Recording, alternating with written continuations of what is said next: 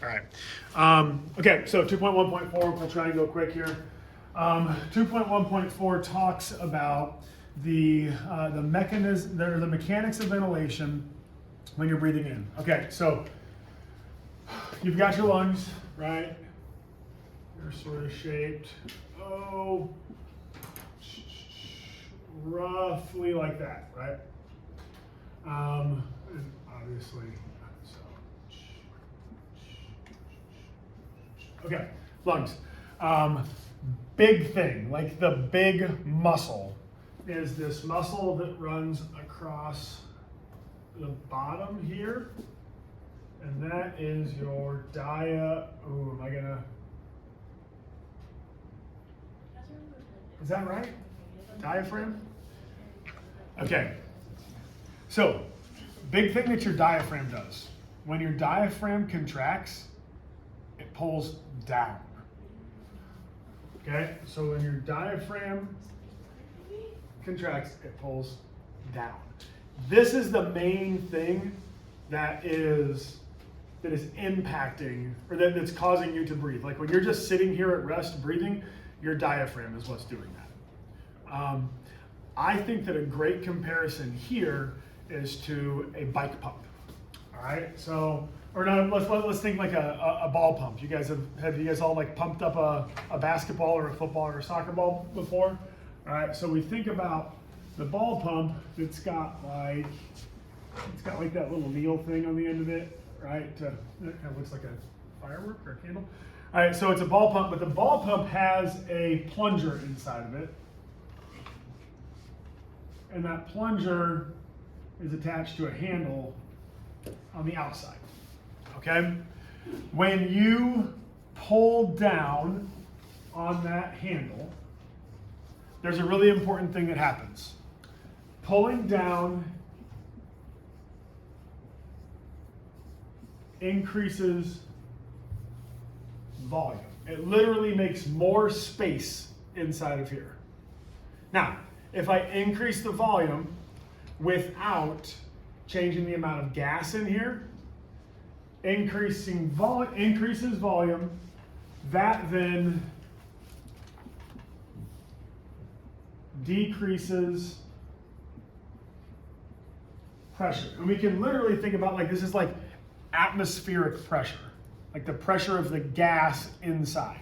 So in a ball pump, when I pull down, it increases the volume, it makes the space bigger, which makes the pressure lower. The exact same thing happens when the diaphragm pulls down.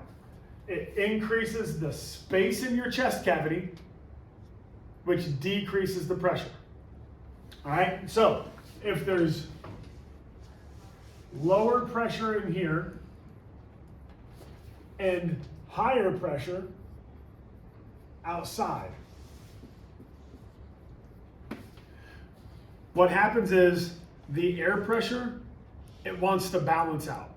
And this happens everywhere, guys. Like in weather, if there was higher pressure in Kansas and lower pressure in Missouri, it wants to balance out. Physics makes the pressure want to balance. So air from the high pressure area will move into air from the low pressure area to try and balance the pressure. In nature, that makes wind. In our lungs, it moves air. So air from the high pressure area is going to move into air in the low pressure area to try and balance the pressures. Okay, so in your notes it says that it's important to understand the relationship between volume and pressure and how that makes air move. Okay, so by creating lower pressure inside your chest, it causes air to go from outside to inside. We feel okay about that? Yeah? Sophia, you feel okay about that? It's okay. I'm filming it, so I'll post it online as well. Okay? So that's generally the mechanism that's happening.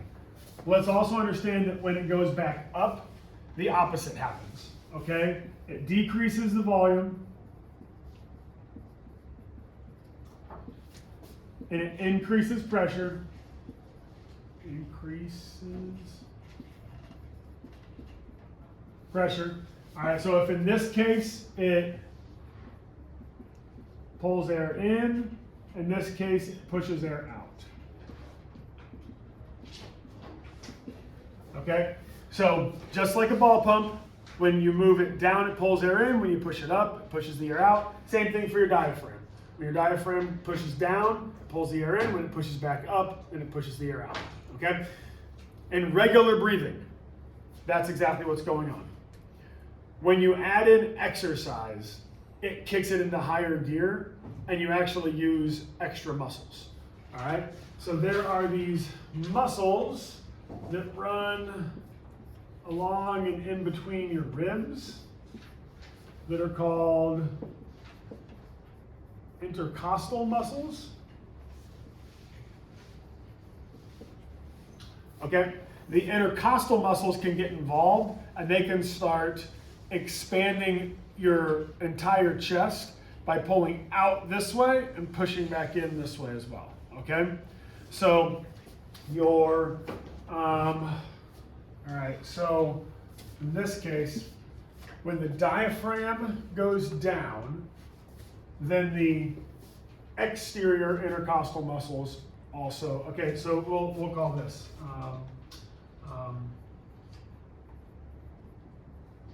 oops, we'll write it this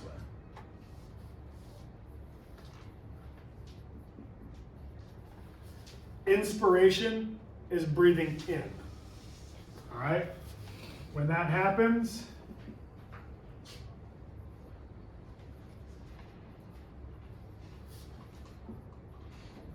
diaphragm down, and your external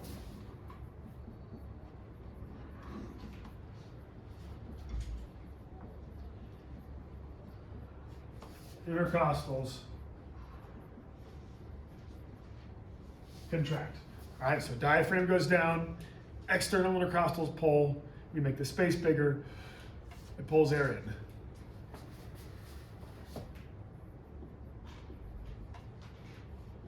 in. Expiration is just the opposite.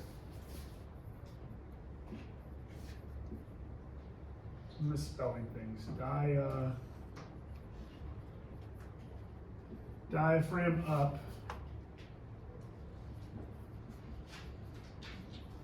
Internal intercostals contract. I think I got it all. Yeah. On your test, if this comes up, remember this is exercise science. So this regular stuff with the diaphragm, that's happening all the time. But it's going to ask you about sports examples.